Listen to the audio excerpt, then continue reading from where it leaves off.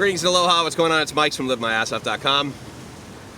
And I was just sitting over at some rocks over there, and I was looking at this spot. And I noticed that amidst the waves that come in, and I watched it enough so that, like, I think I saw the biggest one so far. And my belief is that where I'm sitting right now, unless the tide is coming in significantly, quickly, I will not get wet. But looking at it from the other side of this camera, I'm like, that looks pretty cool. That's like kind of a neat... Oh, I just felt the drop on my back. Anyway, it certainly doesn't feel bad.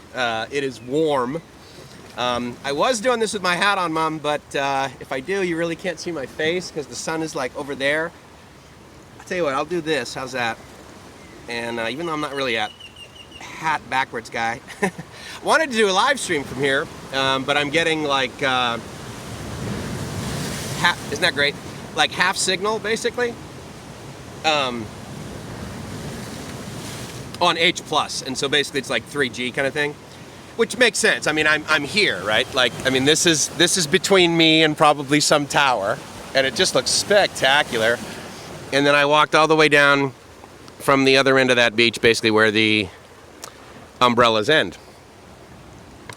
And so as I was walking, I thought, you know, I'm going to find... Now it's going to take me like a few seconds actually to get this silly tripod fairly level again. And ideally give you guys the same epic view that we had before. That's pretty close. So I wanted to talk about gratitude and why I had a gratitude attack today, this morning. I'm still here on Koh Larn, and I'm on Nual Beach, I believe is the name of it. If that's not the correct name, then I'll put it probably right about here. In post. I'll fix it in post. I seem like I'm able to fix a lot of my life in post. It's always a good thing. So I got a Schweppes Manaus, and you know, and yes, I'm living the dream. The question is why? And why today in a different way? And without going into too much detail, and the other thing too is that I thought about sharing this, and then I paused and I was like, no, because then there will be a little bit of... it might imply that I'm looking for some kind of sympathy or something that potentially, if you don't know me real well, you could observe my behavior as potentially being disingenuous. So I'll just throw this out there. A friend of mine passed away this morning. This morning here, afternoon in California. She was a great friend, and she was also, I believe she was either 88 or 89. So, and it's one of those scenarios, guys, where like you hear of it, and you're not shocked. I wasn't shocked. And the first thing I did was I sort of like, my shoulders maybe dropped a little bit, and I sighed, and then I smiled. Because I'm like, the last conversation I had with this woman, who I had a few labels for her, and one of them was my California mom, and she and my mom were actually really good friends. And I knew her because of where I lived in Coronado, and literally from the first week, I was renting a house from her. And literally from the first week that I did that, up until... When did I last? I hugged her at 10 p.m. the night before the following morning when I went to the airport to come to Thailand. So from the first week that I met her till like about 6 years and about a month later, to the day I left, you know, to come here to Thailand full time, our relationship literally got better. I mean, every single week, every single month, there was just a little bit more of a value add, you know?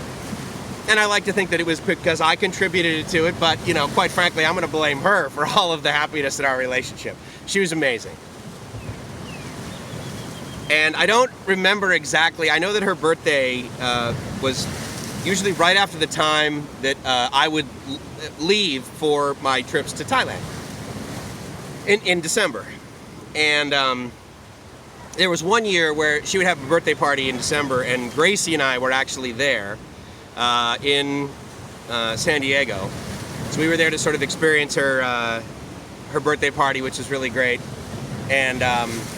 And then we literally like got in the car like 4 or 5 hours later and drove up to LAX. I mean, it was like, you know, mid-December or something.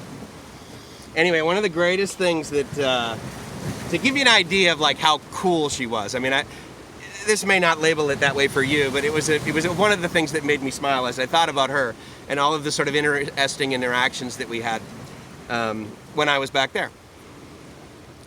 And when I moved in, she was 83. And I know this for a couple of reasons. Because when I moved in, she said, well, let me show you how the pool works. You know, like where you put the knobs. And the pool also had an attached hot tub.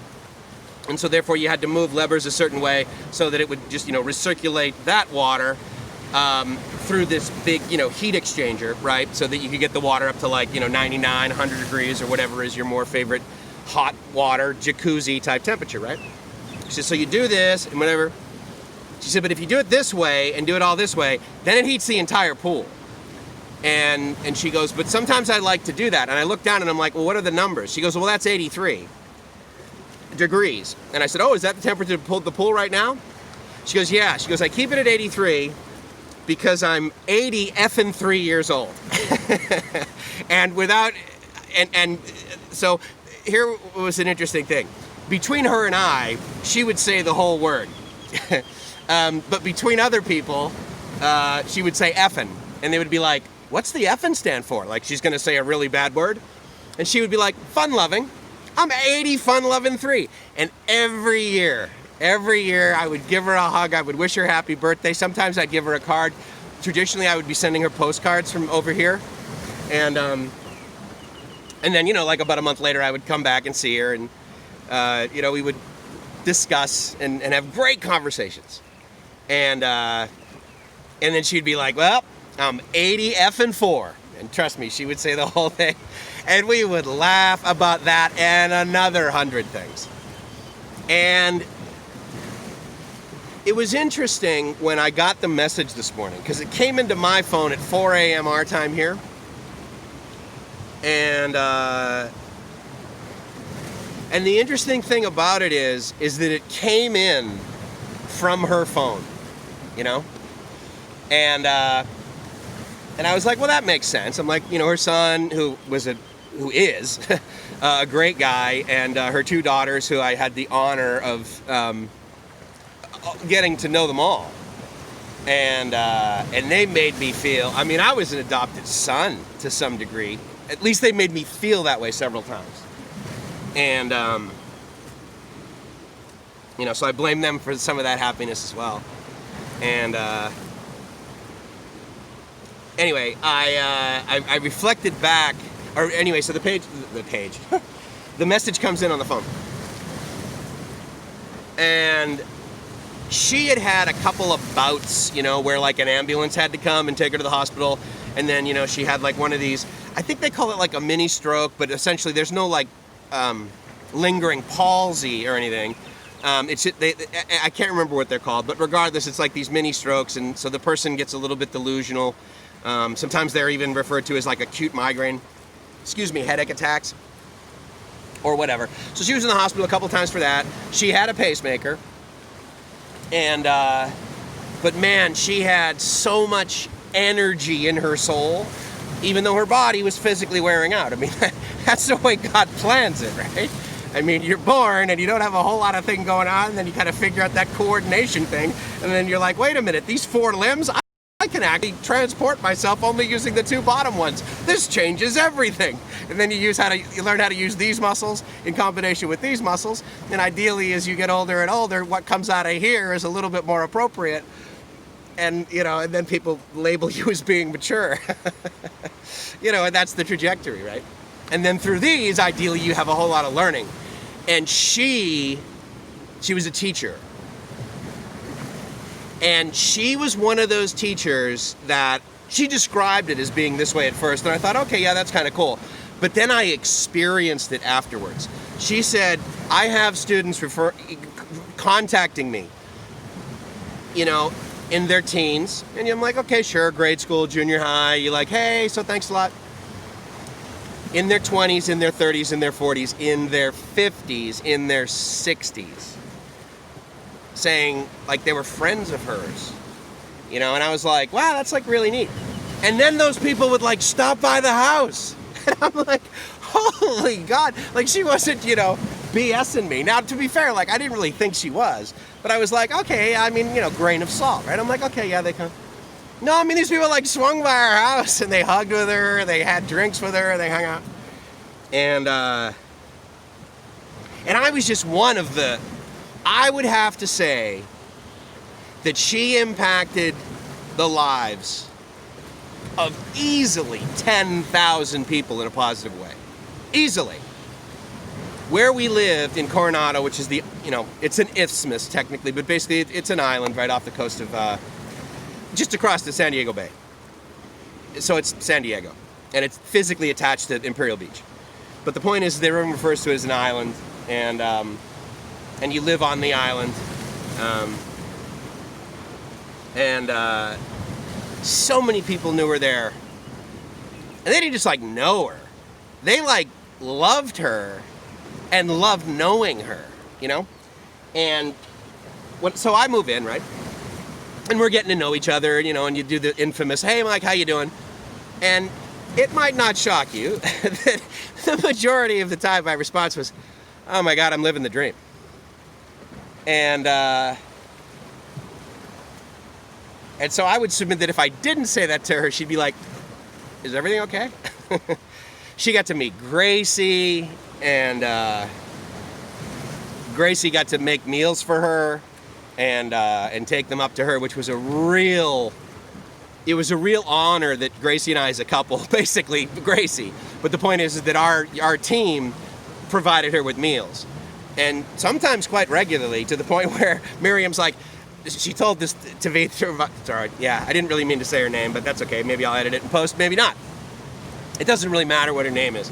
But regardless, she communicated through my mom that Gracie needs to stop cooking for me so much. She comes up here every morning, every afternoon, almost every dinner with food. Way too much food. She's doing it too often. So bless her heart, she was like, look, I don't want to hurt her feelings kind of thing. Anyway, so all of that, like, just basically, kind of came back this morning. And I just smiled, and I was like, I know she's, I pray that she didn't suffer. And again, I've been over here 7 or 8 months, and I heard nothing about her having any degree of interface with this current, disease nonsense.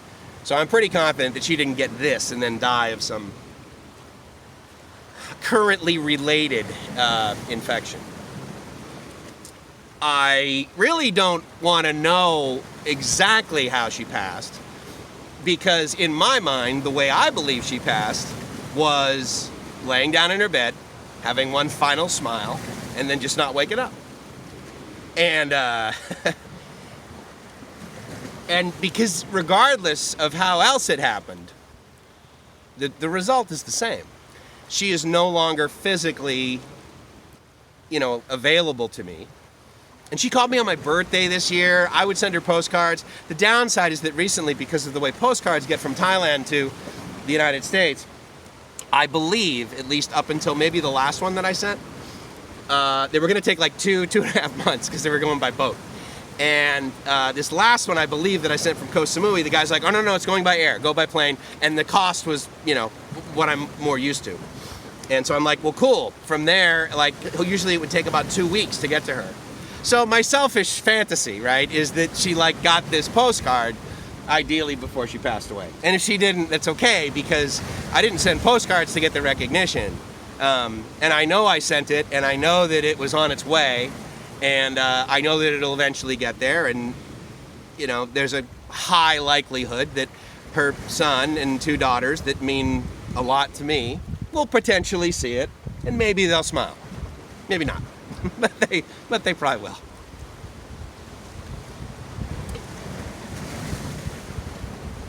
And then, guys, within minutes, gratitude attack. Now, I've shared with you guys before the description of the scenario that sort of fuels the gratitude attack.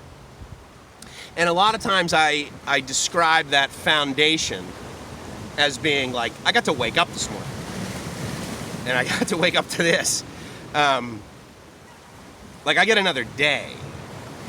And, again, I get it. When you're in your 80s and your 90s and people tell stories of how you passed away, and certainly if you're over 100, a lot of times the label of that life is, well, they had a great run, or they're no longer in pain, kind of thing, whatever. And they had a great run. That is an understatement for her. She was a motivating factor for me, because I have imperfect hours. I haven't had a whole bad day in a long time. It might have stretched from about 2 hours after I got up and lasted maybe till about an hour before I went to bed. So it was close to a full, but I haven't had a full bad day in a while. And a long time, actually. So, but the point is that every now and then I have bad, and she would even snap me out of it when she wasn't physically around, because I would think about her. I would think about an interaction that we had, and I'd be like, oh, yeah. I bet Mimi would, she would be like, yeah, Mike, okay, that's a bummer, but so what? Like, what's wrong? Like, you live on an island. I live in San Diego, where everyone in San Diego wants to live in San Diego.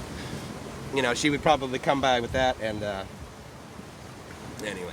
So, this whole, like, up until this moment that I pushed the record button, I've been thinking pleasant thoughts, and I exchanged an email with a few friends as well as my mom, because my mom came out to visit me, and this woman that I'm renting the house from, she says to my mom, because they had never known each other, she says to me, she's like, oh, well, your mother can stay upstairs, like in the big house. And my mother was like, oh my God, I don't want to put her out. That's sort of like, I don't know her. So she stays in the big house. And I go to work, right? And then I come home at the end of the day. And from that day forward, they were best friends. They walked to the library, they talked about politics, and they also agreed on who they loved and who they hated in politics.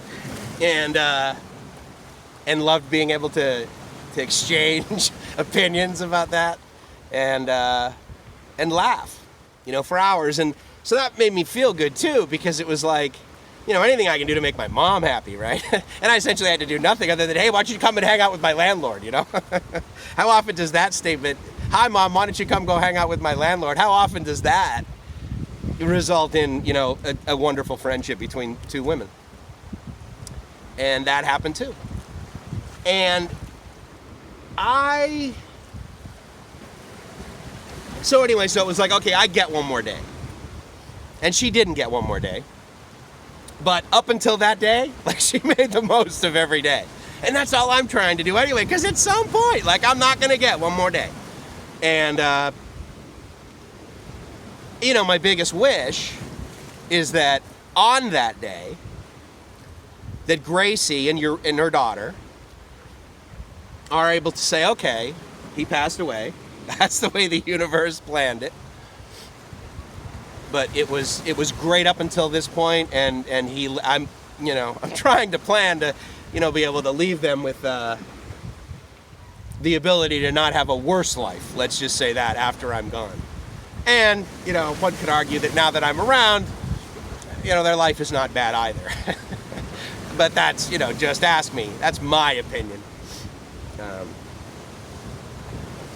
I'll let Gracie share about that as she goes live on Facebook when she's back at her parents' farm or whatever, whenever she waxes philosophically.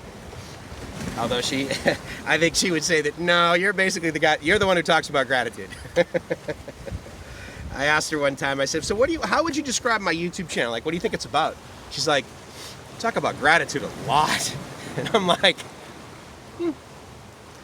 that's a pretty darn good label, you know? This scenario that I'm describing has likely, like 99%, I'm pretty confident, happened in all of your lives. And it will happen again. And it'll happen in my life again. Someone who I've gotten to know, built a friendship of integrity and honesty and love and happiness and lust for life and great sense of humor and ability to look at life and be like, you know, I'm overpaid. I got the brass ring, baby. And so that's what a gratitude attack looks like. This right here, and maybe a little bit of these tears. No, I swear, it's just the sun in my eyes. That's what a gratitude attack looks like. But having the memories, because I mean, look, I left the United States, and there was essentially zero chance that I would ever see her again. And same with all of my other really good, like my best friends in the whole entire world live in San Diego. And I will probably never go back to San Diego. That's how I'm thinking now. Don't forget, like 18 months ago, I also did a video from the Hong Kong airport saying, I feel like my dog died because I have to leave the Hong Kong airport and go back to the United States where my life was, again, I was overpaid. But I wasn't able to stay there permanently. And then approximately 10 months after I made that video, I left my house for the last time, got in the rental car, drove to LAX, and then once I landed in Thailand and stamped in, I lived in Thailand permanently. I didn't think that was going to happen. So, with that said, I don't think I will return to San Diego. And you know what's funny is I just said that? Is that yes, I have guys that are like, I mean, other than my dad, there's two guys that I love unconditionally. I don't know whether they watch my videos, but one of them is Bill, and the other one is Mike G. And those guys saved my life. And, we're going to edit that part out. Oh, shit.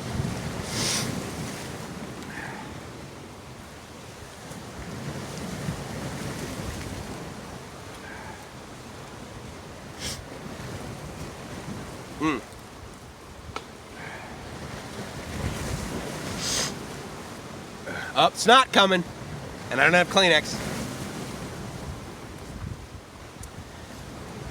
Or maybe I'll upload the whole thing, you know? How the hell else are you guys gonna get to know me, right? I mean, yeah, you'll get to know me on like the things I do on video, and for the most part on live streams, I'm exactly who I would be like if we were having coffee. Fear not, though, I would talk less. If you and I are actually having coffee one-on-one, believe me, other than like my 6-hour live streams where I basically talk the whole time, I'd listen more if we were having coffee, I promise. But for the most part, I'm me. Maybe I'm a little bit more audibly concentrated. I mean, occasionally I'll pause, but for the most part, you know, I can keep going. So anyway, maybe I'll upload the whole thing after I write this. Maybe I'll just push, boom, go. And share with you guys how I'm feeling right now, right this second, here in Kolarn, with this in my backyard. It is, there's a pretty big one coming. Good stuff, right? I'm about 2 meters from getting soaking wet. And so I am having a gratitude attack on a number of levels. And I'm glad that this is not the first video that I've made, for the guys that basically with their help, we make up the Cool Kids table. And so they pretty much know, I have gratitude that attacks long before people pass away. Thank you, Buddha. So I think a lot of them know that this is just another version. There was a different catalyst for this one this morning. And it was fueled by, so it's interesting. I was just thinking about, I was going to say it was fueled by fueled by a infinite number of scenarios that I remember having with Mimi. And I was just thinking to myself, man, if I were to write all of them down, because as I would write them down, I'd probably think of more. So that might be a nice exercise. I might do that later. Because until it rains, actually, even if it does, it's 100 degrees outside. I mean, if it rains, all I got to do is put all my stuff in plastic bags, and I'll just sit here. I'm waterproof. And when the rain goes away and the sun comes back out, I'll dry off like that. So I did another video this morning that, of course, would have preempted this. But, quite frankly, lately I haven't really uploaded stuff in time. I upload it when I feel I want to share what's going on with me. And sometimes it's like, hey guys, check out this really cool restaurant. Check out these apples I just bought. This is where I walk every day when I go between my condo and the BTS. Or I'm here on an island and this is absolutely available to you guys when the whole world can start traveling again. And that will occur. It just isn't happening right now. And to be fair, up until I moved here permanently, all the videos that I watched in June or July in San Diego of guys over in Thailand were videos of scenarios that couldn't happen for me then either, because I wasn't living here yet. I wasn't ever over here really in June or July. Maybe one time. But for the most part, I would go on vacation over the sort of, December, January kind of thing. And the rest of the year I would watch a whole bunch of videos by guys like this sitting in front of something like this, sharing about what's going on around them and how Thailand is a catalyst for, they may not label it as a gratitude attack, but is a pretty good catalyst, at least the way I heard it described, to focus on the positive, And I like doing that. I really do. The result is excellent.